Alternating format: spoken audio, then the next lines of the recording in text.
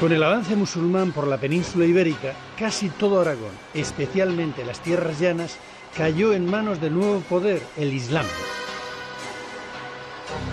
Algunos cristianos, los que se negaron a vivir bajo la dominación árabe, huyeron hacia los pequeños valles de la montaña aragonesa, en el Pirineo oscense, donde inicialmente encontraron refugio y más tarde organizaron la resistencia. Estamos en el siglo VIII.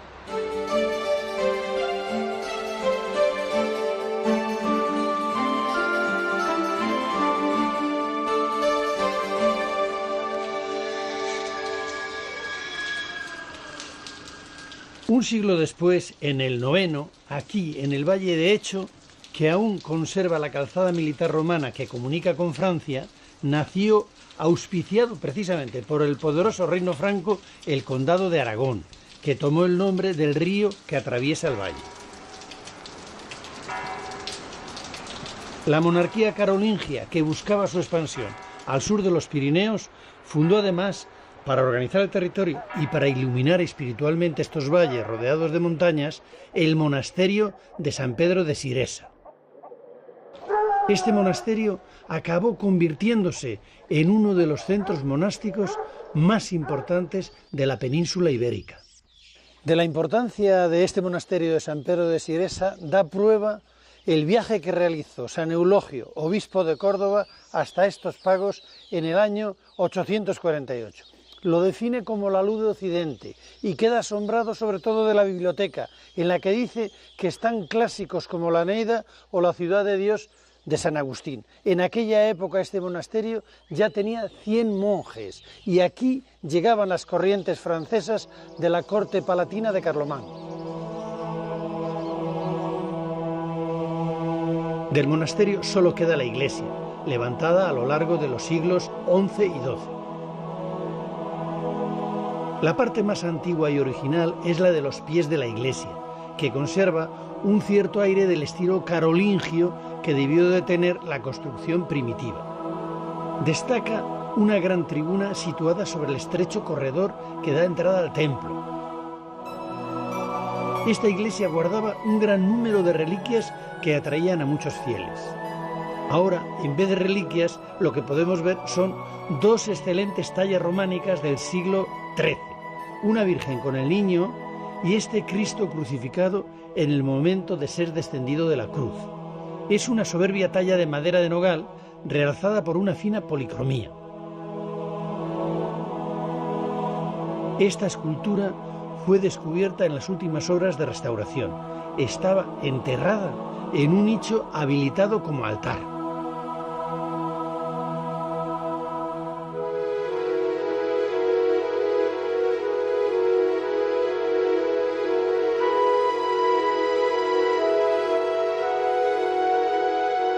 En el cercano valle de Borau se levanta la iglesia de lo que fue el monasterio de San Adrián de Sásabe.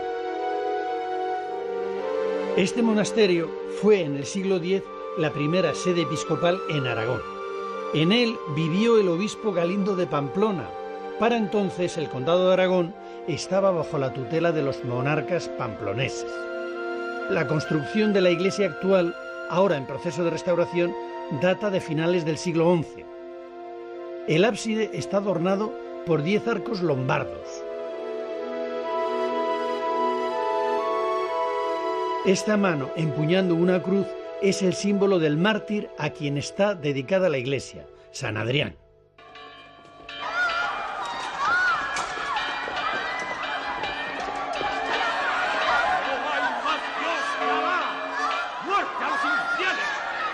Con la llegada del nuevo milenio y tras padecer varias racias de Almanzor que asolaron la zona, el rey pamplonés Sancho III el Mayor se lanzó a reconquistar a los musulmanes todo el Alto Aragón y a fortificar las fronteras para asegurarse el territorio.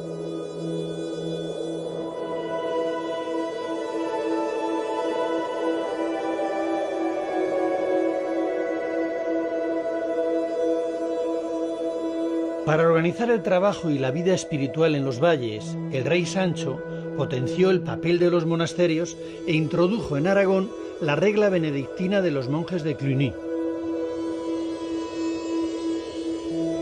Eligió el monasterio prerrománico de San Julián y Santa Basilisa, en la Sierra de San Juan, como el centro de difusión de las reformas monacales.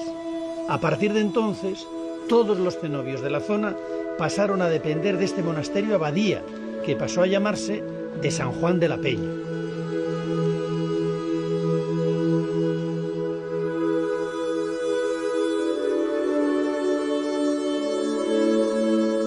En la planta baja aún se conservan los dos ábsides de la primitiva iglesia prerrománica, que en el siglo XII fueron decorados con pinturas.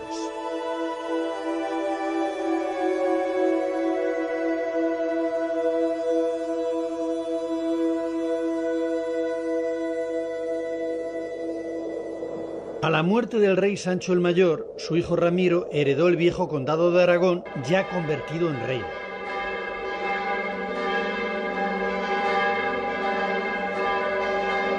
Más tarde, Ramiro le sumaría los condados de Sobrarbe y de Ribagorza. Con el nuevo reino, San Juan de la Peña se convirtió en el monasterio más importante de Aragón y alcanzó su etapa de mayor esplendor. En él se celebraron las grandes ceremonias religiosas de su primer monarca. Se convirtió en archivo real y en panteón real. Allí fue enterrado Ramiro I, el primer rey de Aragón. Las donaciones reales, más las aportaciones que hacían los nobles por ser enterrados allí, dotaron a este monasterio de un patrimonio muy extenso.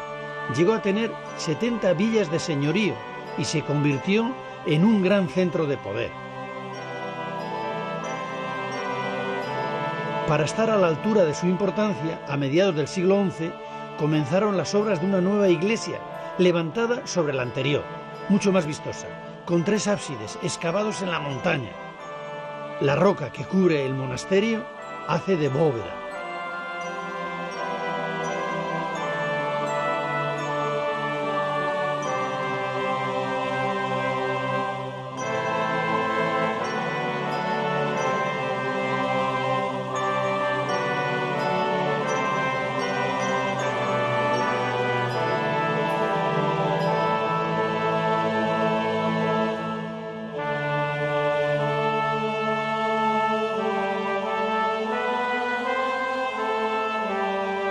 Esta gran obra fue rematada en los 2 siglos siguientes con la construcción de un espectacular claustro.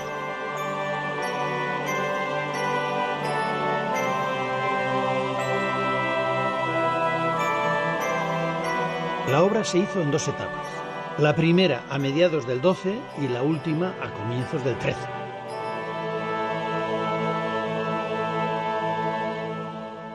Este claustro de San Juan de la Peña es excepcional y único en el mundo. No necesita cubierta porque una gran roca, un voladizo, le protege. Pero además tiene la suerte de contar con un maestro cantero excepcional, porque es único en la plasticidad y en su capacidad de adaptar las figuras a la forma de los capiteles. Además se le distingue por la labra que hace en los ojos, que repite en otras iglesias y monumentos de la zona.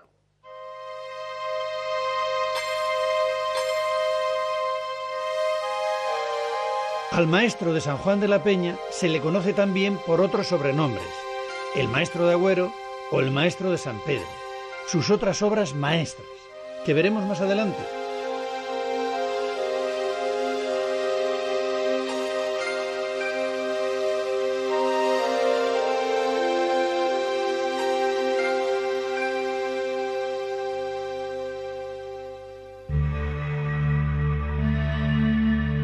A los pies del monasterio de San Juan de la Peña está el valle de Santa Cruz de la Serós, que guarda 2 joyas del románico aragonés. Esta es la iglesia de lo que fue el monasterio benedictino de Santa María. Su torre campanario es la más alta y una de las más bellas de esta tierra. Este fue el monasterio femenino más importante del nuevo reino de Aragón, en el que ingresaban miembros de la casa real y de la nobleza. La abadesa ejercía su señorío sobre los numerosos pueblos, iglesias y tierras con los que estaba dotado.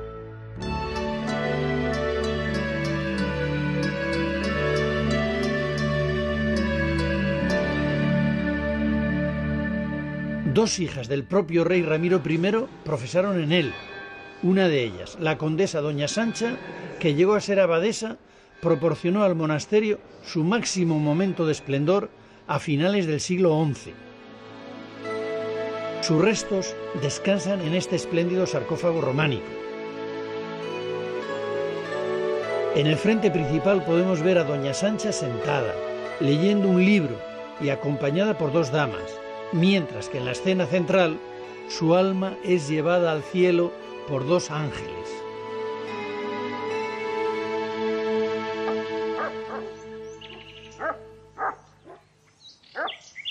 La otra joya de este valle es esta pequeña ermita, una de las primeras iglesias románicas que se levantaron en estos valles pirenaicos. Es una modesta iglesia rural, sin más adornos que la arquería ciega del ábside y de la nave.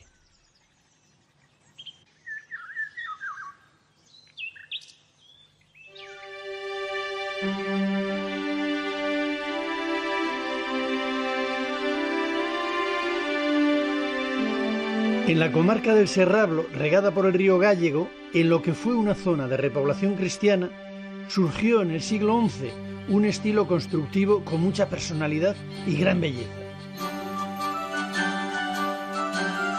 De él se conserva una treintena de iglesias y fue realizado por unos sencillos maestros de obra.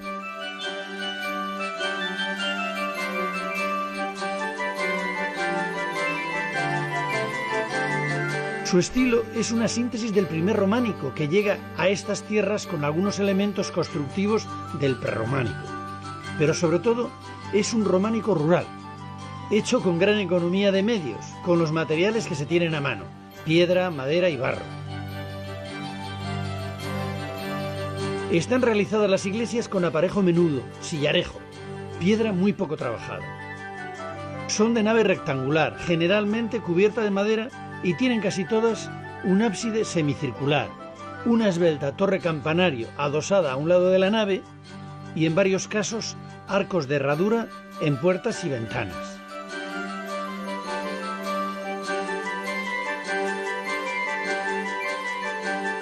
Carecen de escultura y son muy sobrias en su decoración. La mayor parte de esta decoración está en el exterior, en los ábsides, adornados con arcos ciegos y con un friso de una o dos hiladas de piedras colocadas en vertical.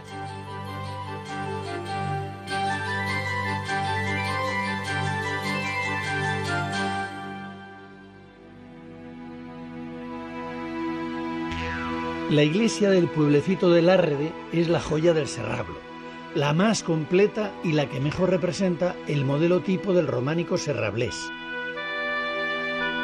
Tiene planta de cruz latín.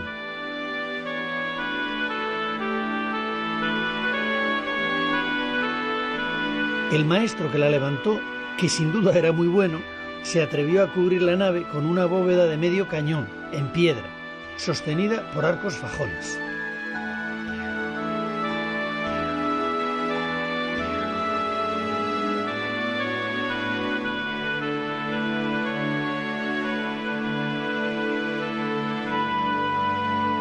La homogeneidad del románico del Serrablo nos hace pensar que fue realizada por un grupo de maestros constructores que posiblemente aprendieron de un gran maestro, como era el maestro de Lárrede. Todos manejaban un mismo proyecto, que aplicaban de pueblo en pueblo según las posibilidades económicas de cada uno, y que llevaron a cabo su trabajo en un plazo de tiempo más bien corto.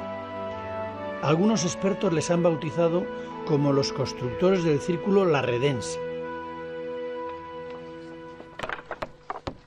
9 siglos después, la Asociación de Amigos del Serrablo lleva desde los años 70 recorriendo toda la comarca y reconstruyendo estas iglesias que estaban abandonadas por el paso del tiempo.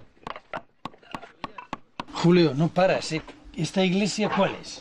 Mira, esta es el número 35 de las iglesias que llevamos restauradas desde el año 71. Amigos de Serrablo, que fundas en el 71. Sí, en el 71 fundamos Amigos de Serrablo y a partir de ese momento nos dedicamos a la recuperación del patrimonio que estaba en trance de desaparecer. Estos pueblos de la montaña se habían quedado sin población. Sí, este era uno de los que había quedado abandonado completamente y nosotros tuvimos una primera restauración aquí en los años 80 y ahora bueno, vamos a terminarla, a dejarla ya perfectamente recuperada, ya que el pueblo también se ha recuperado. Pero una cosa, entonces trabajabas tú con tus propias manos. Efectivamente. Con tus amigos, con tus familiares, empezasteis unos pioneros y os echasteis al hombro todo el patrimonio altoaragonés de iglesias que llamáis mozárabes vosotros. Bueno, aquello fue una aventura porque en aquellos años tampoco teníamos ayudas muy pequeñas, muy poca cosa. Entonces teníamos que hacerlo nosotros, sábados y domingos dedicamos a trabajar aquí entre estas iglesias. ¿Todo esto lo has hecho gratis et amore por la sociedad, por amor al arte, claro, o porque te lo pasas bien? No, porque me lo paso bien. Porque me lo paso bien y que todos los de la asociación trabajamos por amor al arte. Aquí no hay ninguno de los que estamos trabajando, recibimos nada de nada. Pero estás lleno de condecoraciones. Sé que te han dado la medalla de oro de las Bellas Artes, el premio Ford, la medalla de oro de Huesca. ¿Es tan importante este trabajo de la sociedad civil para recuperar patrimonio? Nosotros creemos que sí, indudablemente, claro, tenemos de todo. Hay gente que pues le da lo mismo, pero mayoritariamente la gente pues valora. Y de hecho es que, por ejemplo, la semana pasada nos han concedido otro premio de la Fundación Un Castillo, precisamente por esta labor que venimos haciendo desde hace ya 30 y tantos años. Bueno, lo que pasa es que ahora lo que estáis haciendo es manteniendo además tradiciones. Gracias a vuestro esfuerzo, la losa en la cubierta se ha recuperado y no solamente se usa en las iglesias, sino en las casas también. Bueno, ¿no? Esta era la técnica que empleaban aquí en los pueblos, o sea, aquí se manejaban todo con su entorno, el material, piedra, barro y la madera. Nos sentimos muchos españoles orgullosos de tener un asturiano patriota aragonés recuperando patrimonio. Julio, gracias en nombre de toda la sociedad. Desgraciadamente, poco después de realizar esta entrevista, inesperadamente Julio Gavín nos dejó.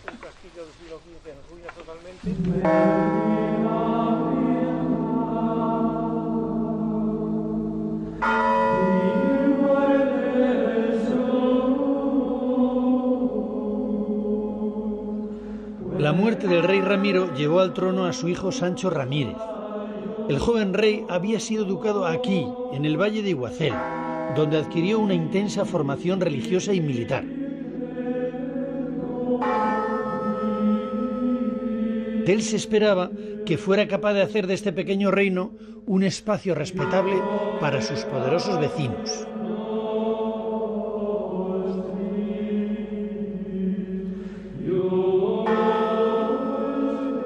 Del monasterio que aquí había nos ha quedado esta maravilla de iglesia, de la que sabemos que fue reformada en el año 1072. Es uno de los templos románicos más antiguos de Aragón.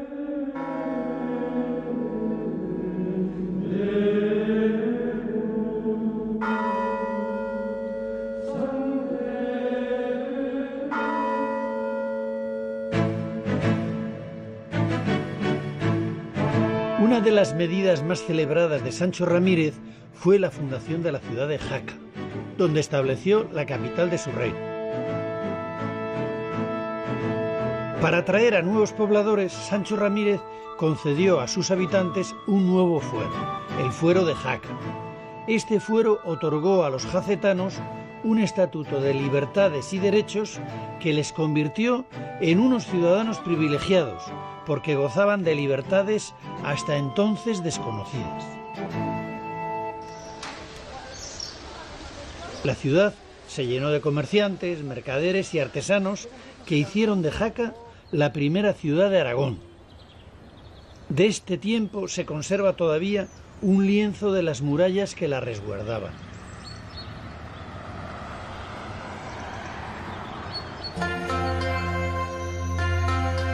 ...1076 fue una fecha importante para Jaca.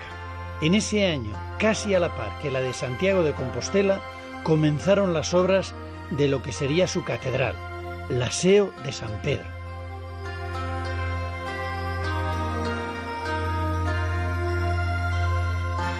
El rey Sancho, que obtuvo el amparo de la Iglesia de Roma, haciéndose vasallo del Papa, consiguió que Jaca fuera la sede episcopal de Aragón. Quiso a continuación dotar a Jaca de una catedral que acogiera a la nueva sede episcopal y que sirviera para realzar las celebraciones religiosas de su reinado.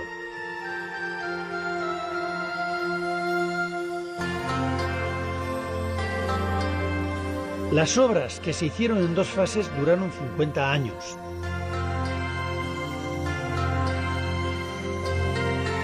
La entrada principal es un gran porche con bóveda de medio cañón situada debajo de la torre. En la portada sobresale el tímpano, decorado con un crismón entre 2 leones, en torno al cual hay unas inscripciones con recomendaciones a los fieles para lograr la salvación del alma. Este crismón fue muy repetido posteriormente en el románico aragonés y pasó a ser un símbolo de toda la zona.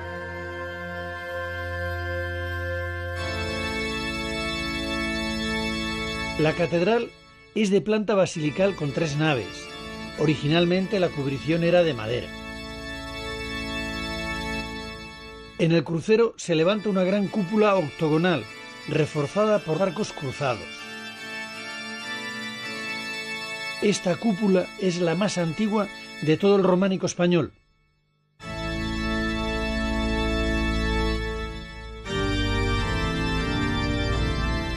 No sabemos qué maestro o qué taller fue el que dirigió tan atinadamente las obras. Lo que sí podemos apreciar por la fineza de la labra es que conocía bien la escultura clásica. Le llamaremos el maestro de Jaca. Fue el modelo para otros maestros en gran número de construcciones posteriores.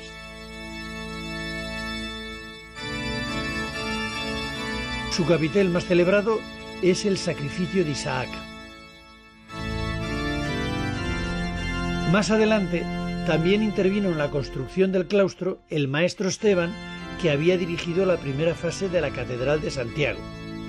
El claustro ya no existe, pero 2 de sus capiteles podemos contemplarlos en una de las capillas, tras unas rejas románicas debajo del altar.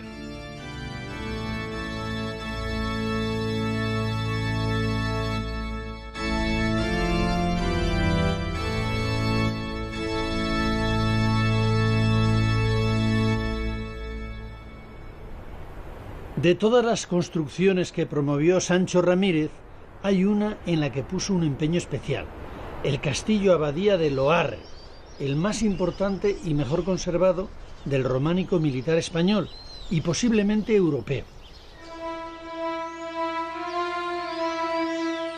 El reino aragonés se había quedado encajonado en una sucesión de pequeños valles pirenaicos incapaces de producir lo suficiente para alimentar a una población cada vez más numerosa. La solución a sus problemas estaba en intentar arrebatar a los musulmanes las tierras llanas, más productivas en cereales. El objetivo de Sancho Ramírez era tomar la ciudad de Huesca.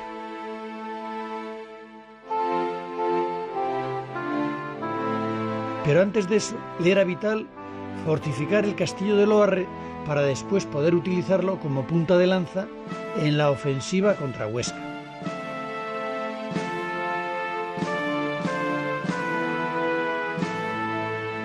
La fortaleza de Loarre ya existía anteriormente. Lo que hizo Sancho Ramírez fue levantar nuevas dependencias, unas fortificaciones más sólidas y añadir al castillo un monasterio con su correspondiente iglesia, la de San Pedro, que además contaba con su cripta. Este castillo fue su residencia preferida y la capilla real de San Pedro fue la más importante de todo su reino.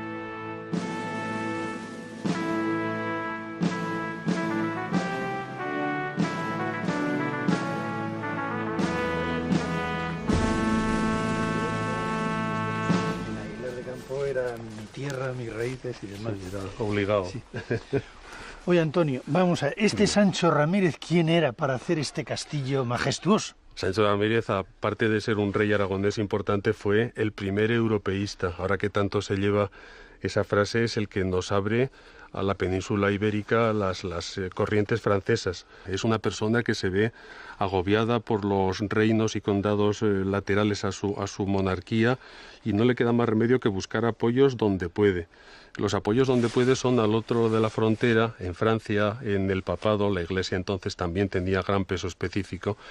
Pasa a Roma, va a visitar al Papa y se hace vasallo del Papa, sabiendo que eso le va a conferir una gran fuerza. Algo tiene que dar a cambio, nadie da nada por nada. Y propicia que al hacerse vasallo del Papa, el rito romano pase a la península ibérica, dejando en un segundo plano el rito hispano-mozárabe que en el momento estaba.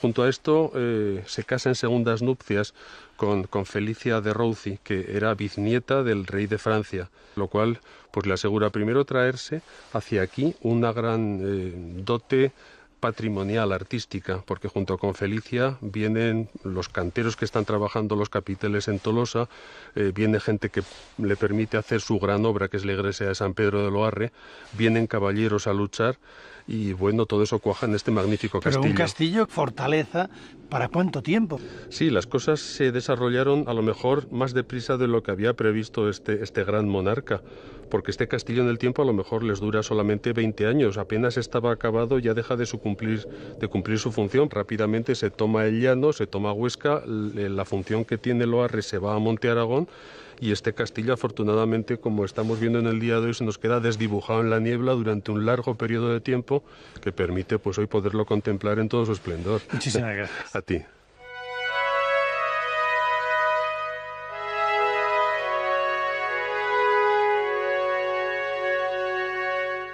Este es el castillo abadía de Monte Aragón.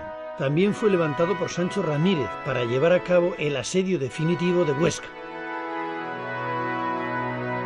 En su interior albergaba, como el de Loarre, un monasterio agustino.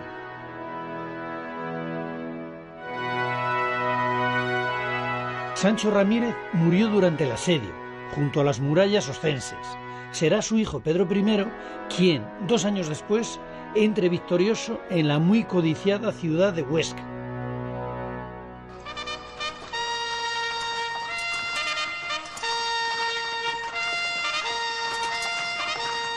Cuando Huesca fue conquistada, aquí, en la iglesia de San Pedro el Viejo, dieron solemnemente gracias a Dios por la victoria. Durante la dominación musulmana, aquí estaba la única iglesia mozárabe que había quedado en manos de los cristianos para sus rezos. Con la reconquista de la ciudad, la iglesia se convirtió en monasterio benedictino y unos años después fue derribada para construir una nueva iglesia, un claustro y las dependencias monásticas. Este monasterio fue durante años el preferido por los reyes aragoneses. 2 de ellos fueron enterrados en lo que fue la sala capitular del convento. El claustro es la dependencia del viejo monasterio que mejor ha soportado las reformas. En él se conservan algunos de los capiteles que realizó el anónimo escultor conocido como maestro de San Juan de la Peña. Una vez más, son los enormes ojos de sus figuras los que sirven para identificarle.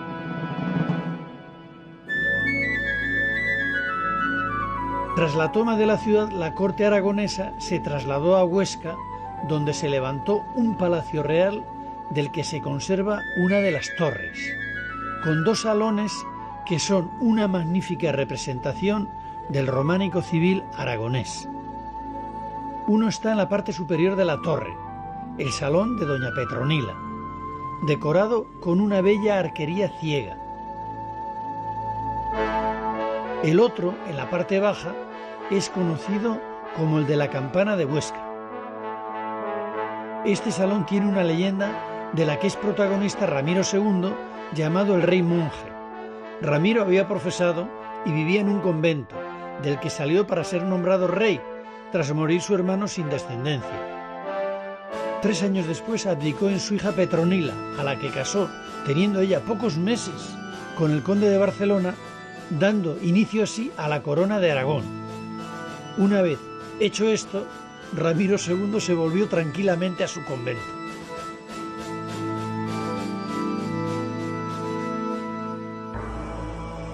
En un lugar solitario a medio kilómetro de Agüero está una de las iglesias más enigmáticas de todo Aragón, la de Santiago de Agüero.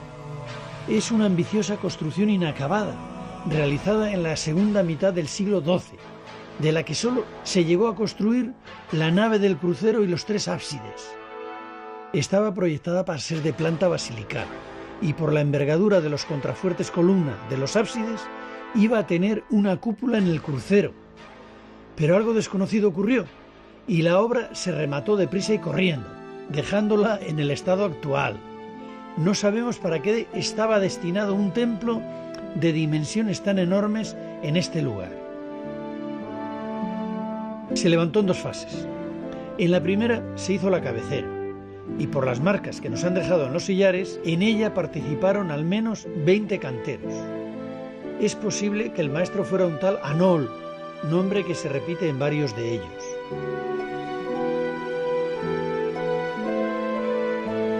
En la segunda fase se añadió la portada y se acabó la obra. En el tímpano de la portada aparece una de las obras emblemáticas del maestro de Agüero o de San Juan de la Peña, la adoración de los magos. En uno de los capiteles está uno de los temas recurrentes de este maestro, la bailarina danzando al son de la música.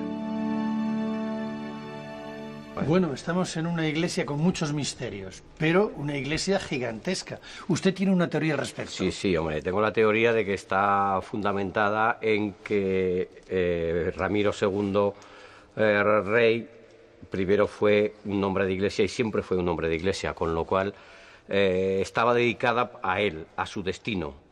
Fue un monasterio, fue una iglesia donde retirarse, fue su panteón. Yo me inclino porque era un monasterio donde se retirara Ramiro II, una vez abandonó el poder. Si hubieran hecho un monasterio, habría sido uno de los más importantes de Aragón. Yo pienso que estaría con ese fin. El hacer un monasterio importante, que da cabida a un rey, que es mejor monasterio. Los enigmas no se acaban en la iglesia de Santiago. Cuenta una leyenda que en esta zona hubo un pequeño reino gobernado por una mujer de la que solo se conoce su nombre, Berta, la reina de los mayos. Los mayos son estas grandes moles de piedra en forma de aguja que dan al paisaje un cierto toque fantasmagórico. El caso es que Pedro I, hermano de Ramiro, el rey monje, se casó con una italiana y se llamaba Berta. ¿Será casualidad o no?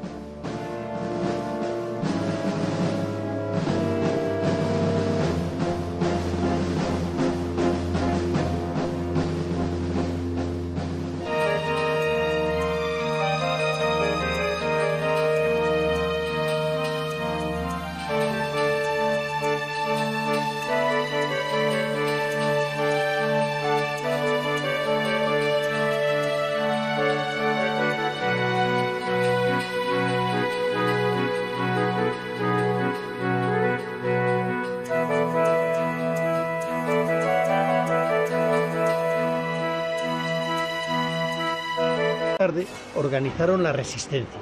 Estamos en el siglo VIII.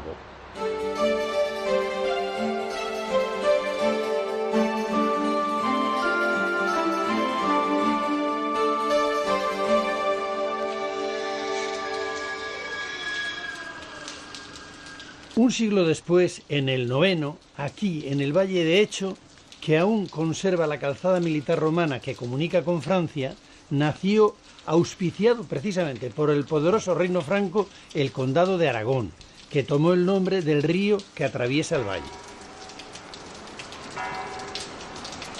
La monarquía carolingia, que buscaba su expansión al sur de los Pirineos, fundó además, para organizar el territorio y para iluminar espiritualmente estos valles rodeados de montañas, el monasterio de San Pedro de Siresa. Este monasterio acabó convirtiéndose en uno de los centros monásticos más importantes del templo. Esta iglesia guardaba un gran número de reliquias que atraían a muchos fieles. Ahora, en vez de reliquias, lo que podemos ver son dos excelentes tallas románicas del siglo XIII. Una Virgen con el Niño y este Cristo crucificado en el momento de ser descendido de la cruz. Es una soberbia talla de madera de nogal realzada por una fina policromía. Esta escultura fue descubierta en las últimas obras de restauración. Estaba enterrada en un nicho habilitado como altar.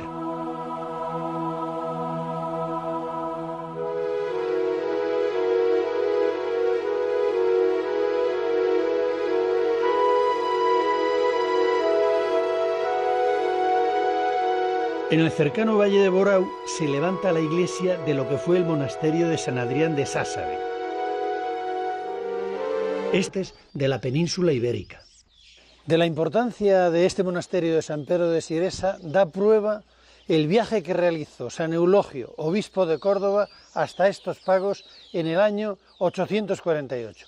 Lo define como la luz de Occidente y queda asombrado sobre todo de la biblioteca, en la que dice que están clásicos como la Eneida o la Ciudad de Dios de San Agustín. En aquella época este monasterio ya tenía 100 monjes y aquí llegaban las corrientes francesas de la corte palatina de Carlomán. Del monasterio solo queda la iglesia, levantada a lo largo de los siglos XI y XII. La parte más antigua y original es la de los pies de la iglesia, que conserva un cierto aire del estilo carolingio que debió de tener la construcción primitiva. Destaca una gran tribuna situada sobre el estrecho corredor que da entrada.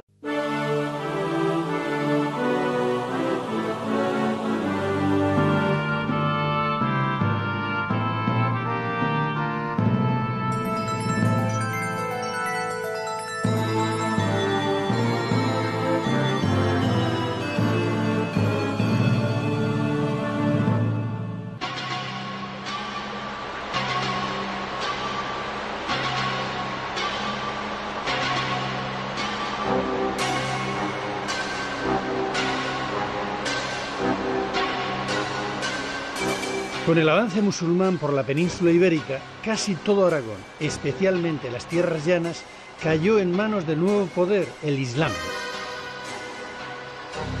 Algunos cristianos, los que se negaron a vivir bajo la dominación árabe, huyeron hacia los pequeños valles de la montaña aragonesa, en el Pirineo Ostense, donde inicialmente encontraron refugio y más tarde el monasterio fue en el siglo X la primera sede episcopal en Aragón. En él vivió el obispo Galindo de Pamplona. Para entonces el condado de Aragón estaba bajo la tutela de los monarcas pamploneses. La construcción de la iglesia actual, ahora en proceso de restauración, data de finales del siglo XI. El ábside está adornado por 10 arcos lombardos. Esta mano empuñando una cruz es el símbolo del mártir a quien está dedicada la iglesia, San Adrián.